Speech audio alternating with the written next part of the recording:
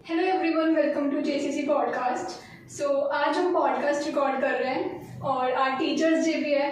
पहले तो मैं आपको टीचर्स डे की विश देना चाहूँगी। आज हमारे साथ हैं शिप्रा दुआ मैम, जो कि बहुत ज़्यादा एक्सपीरियंस्ड है अपनी फील्ड में। और अगर मैं अपने बारे में बताऊँ तो मैं एक मास कॉम की सेकेंड ईयर की स्टूडेंट हूँ। तो जैसे कि आज टीचर्स डे है तो मैं एक बार 2-3 लाइन्स मैम के बारे में कहना चाहूँगी कि मैम बहुत ज़्यादा एक्सपीरियंस्ड है। लाइक मैम जिसको भी पढ़ाती हैं वो बच्चा बहुत आगे तक निकलता है। लाइक उस बच्चे का फ्यूचर बन जाता है। और कहते हैं ना कि लाइक गुरु बिना ज्ञान नहीं और ज्ञान बिना जीवन नहीं। तो वैसे ही मैम हर एक बच्चे को इस तरह से पढ़ाती हैं कि बच्चा बहुत आगे तक निकल जाता है। तो जैसे कि कबीर के दोहों में भी कहा गया था कि जैसे भगवान जी एक साइड थे और गुरु जी एक साइड थे, तो भगवान जी ने बोला था कि हाँ, हमेशा गुरु को अपने ऊपर रखना है। तो वैसे ही भगवान के बाद अगर हम किसी को मानते हैं तो वो हमारी गुरु होती हैं। तो पहले मैं आपसे ये पूछना चाहूँगी कि लाइक आपकी क्या इंस्पिरेशनल स्टोरी रही है कि लाइक अगर आपने सब टीचर बनी है तो क्या कोई स्टोरी या किसी ने आपको कुछ इंस्पायर करा हो? First of all thank you so much Nupur कि मुझे आपने ये एक मौका दिया आपसे इंटरेक्ट करने के लिए, क्योंकि स्टूडेंट से इंटरेक्ट करना हमेशा, हालांकि हम स्टूडेंट से इंटरेक्ट करते हैं बट ऐसे बच्चे को बोलते देखना बहुत अच्छा लगता है। आप बहुत अच्छा बोल रहे थे अभी। और इंस्पिरेशन की बात जो आपने पूछी मुझसे, इंस्पिरेशन की अगर मैं बात कहूँ तो एक होता है ना कि स्टार्टिंग से एक इंस्टिंक्ट होता है कि आपको बोलने का शौक है, आपको डिक्लेमेशन में पार्टिसिपेट करने का शौक है, डिबेट्स में पार्टिसिपेट करने का शौक है। तो मैं 6th क्लास में, आजकल तो बहुत जल्दी अपॉर्चुनिटीज़ मिलती हैं, 6th क्लास में मेरी एक हिस्ट्री की टीचर होती थी। She gave me an opportunity, Shipra you speak very well, तुम बहुत अच्छा बोलती हो, तो क्यों ना एक डिबेट कॉम्पिटिशन में तुम पार्टिसिपेट करो। तो वो फर्स्ट स्टेप था and I was shivering like this कि मैं कैसे करूँगी मैम।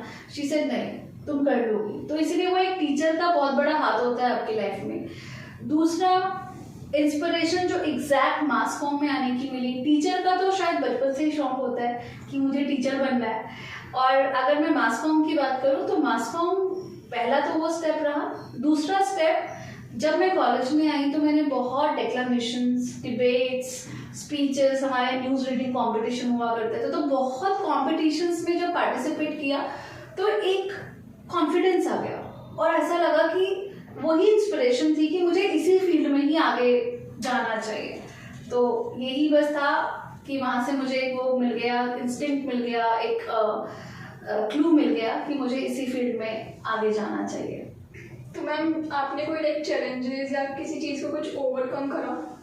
चैलेंजेस अगर मैं मीडिया की बात करूं तो मीडिया में जब मैंने 3 साल काम किया, पहले टीचिंग से पहले मैंने मीडिया में काम किया, क्योंकि मेरे को टीचिंग में आना था, लेकिन मुझे टीचिंग में तब आना था जब मैं उस फील्ड के बारे में सीख जाऊं।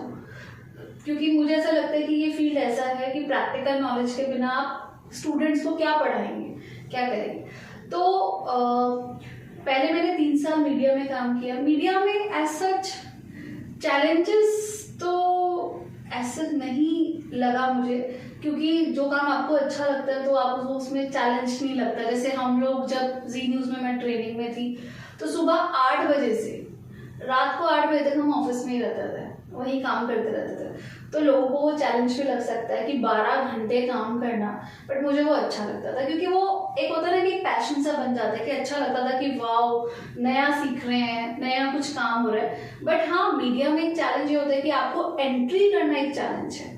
वो चैलेंज थोड़ा फेस किया स्टार्टिंग के टाइम में, और शिफ्ट टाइमिंग्स होती हैं, वो थोड़ा बहुत चैलेंज रहा, बट अदरवाइज मुझे वैसा कोई चैलेंज नहीं लगा कि मैं आपको बोलूँ। और टीचिंग में जब मैं आई, हाँ, तो थोड़ा मुझे एक चैलेंजिंग ये था कि एकदम स्टूडेंट्स को, क्योंकि आप इंडस्ट्री से आते हो तो स्टूडेंट का एक पढ़ाने का एक अलग वो होता है, नए स्टूडेंट्स को टेम्परामेंट कैसा होगा, कैसे करूँगी। बट समहाउ ग्रेजुअली, क्योंकि शायद वो बचपन से एक अंदर था, शौक था, तो वो धीरे धीरे करके आज इससे ज़्यादा अच्छा कुछ नहीं लगता।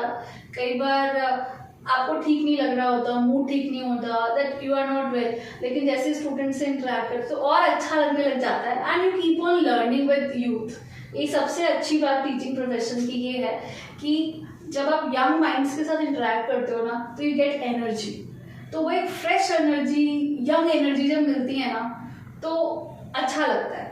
तो एक ये बहुत अच्छा एक टीचिंग का पार्ट है।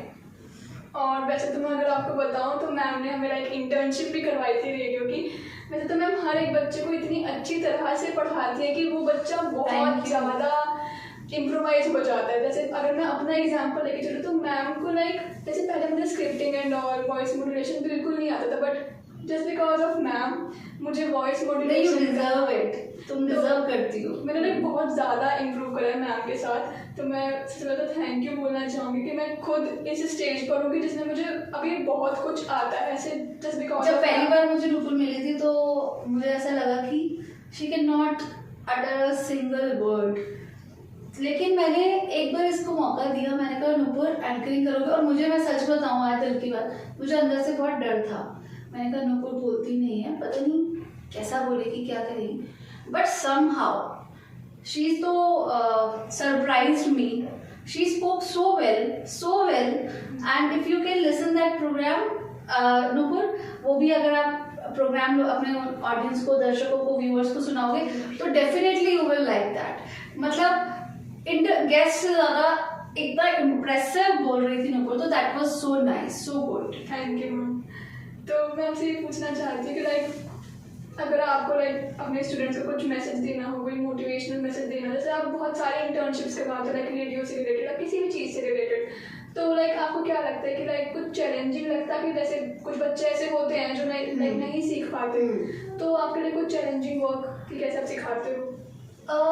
नुपुर, सिखाना मुझे कभी चैलेंज नहीं लगा मुझे, क्योंकि अच्छा लगता है। कई लोग मुझे बोलते हैं कि मुझे बातें करना अच्छा लगता है, मुझे बोलना अच्छा लगता है, तो मैं अगर 1 घंटा भी किसी को लेकर बैठूं मुझे वो चैलेंज नहीं लग रहा कि मुझे उसे समझाना है, और मुझे अच्छा भी लगता है। क्योंकि ना जब आप किसी को सिखाते हो और जब आप उसको चेंज होता हुआ देखते हो तो उससे ज़्यादा बड़ी खुशी लाइफ में कोई नहीं होती, that you have done something good in your life. तो बट चैलेंज थोड़ा सा जो मैं आज अगर यूथ के साथ देखती हूँ या फील करती हूँ तो वो चैलेंज ये है कि आज के जो युवा है ना वो बहुत इंस्टेंट रिजल्ट चाहते हैं। इंस्टेंट रिजल्ट चाहते हैं, उनको लगता है कि 2 मिनट की जैसे मैगी है ना, ऐसे 2 मिनट में मैं सुपरस्टार बन जाऊं, या मेरे को अगर जैसे शी हैज दैट पेशेंस।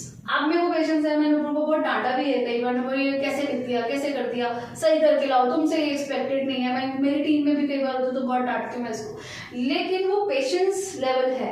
कई बार मैं देखती हूँ कुछ ज़्यादा नहीं बट कुछ बच्चों में वो पेशेंस लेवल नहीं है। उनको लगता है कि स्क्रिप्ट लिखनी है, 2 मिनट में मेरी स्क्रिप्ट हो जानी चाहिए, उसके ऊपर मुझे कुछ नहीं है। तो वो एक चैलेंज है उसे मीट करना, कि बच्चों को ये समझाना कि एवरीथिंग टेक्स टाइम। जैसे कहते हैं ना कि जितना आप पकोगे, खाना जितना पकेगा उतना बढ़िया बनेगा, स्वादिष्ट बनेगा। ऐसे ही करियर में आप जितनी मेहनत करोगे, जितना स्ट्रगल करोगे, आपका रिजल्ट उतना ही आपको अच्छा मिलेगा। तो एक कहावत बहुत कॉमन है लेकिन मुझे बहुत अच्छी लगती है कि हिम्मत करने वालों की कभी हार नहीं होती, लहरों से डरने वालों की कभी नौका पार नहीं होती। तो इसीलिए वो अगर ये चीज हम सीख जाए तो कोई चैलेंज नहीं है। बहुत बढ़िया मैम, आपकी बातों से मैं बहुत ज्यादा मोटिवेट हो जाती हूँ हर बार। I am glad to know this. अच्छा लगा मुझे जान के, और मैं ये भी कहना चाहूंगी आपके ऑडियंस को कि Nupur has a bright future. दिखने में बहुत शांत है, ऐसे शांत लोग बहुत कम मिलते हैं, प्लस सीखने की जो इच्छा है वो बहुत बड़ी है। तो इसीलिए definitely I wish you all the best for your future. Thank you so much ma'am. Thank you so much. So thank you to my audience जिन्होंने मैम का पॉडकास्ट सुना। मैंने सब बच्चों को बहुत ज़्यादा मोटिवेट करा, वगैरह से मुझे बहुत ज़्यादा भी मोटिवेट कर दिया। तो thank you so much ma'am and happy teachers day. Thank you so much. Thank you so much.